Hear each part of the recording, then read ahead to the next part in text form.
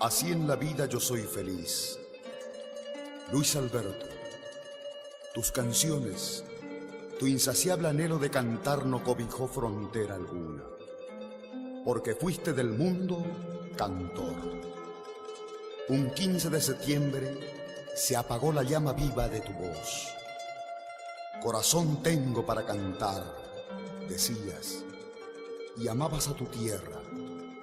Venerabas a esa mujer guaraní, sentías con el alma misma del pueblo. Luis Alberto del Paraná, Londres gris apagó tu luz y escondió en ese silencio tus virtudes grandes de varón. Cristino Báez Monjes, su conjunto y los troveros de América, arpa, voces y guitarras, te tributan el justiciero homenaje como claro testimonio a tu alma de cantor.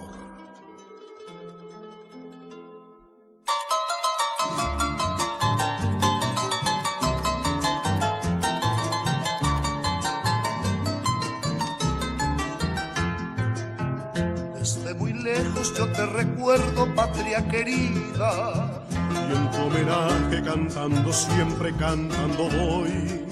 soy yo tu hijo que no te olvida y que te añora, A esa mi tierra que todos llaman el Paraguay.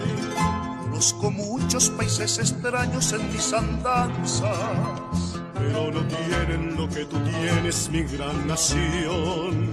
a esos lagos, ríos y selvas que yo les canto, Y a tus mujeres de ojazos negros que saben amar.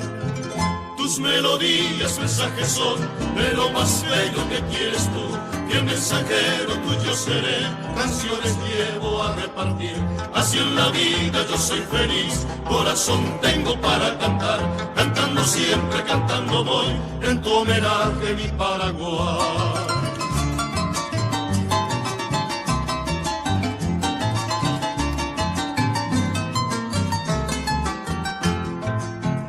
así yo vivo ambulando el mundo con alegría, Llevando siempre como bandera mi tricolor. rojo, blanco y azul del cielo, color sublime. Orgullo eres de América India, mi Paraguay. Tus melodías, mensajes son de lo más bello que tienes tú. Y el mensajero tuyo seré, canciones llevo a repartir.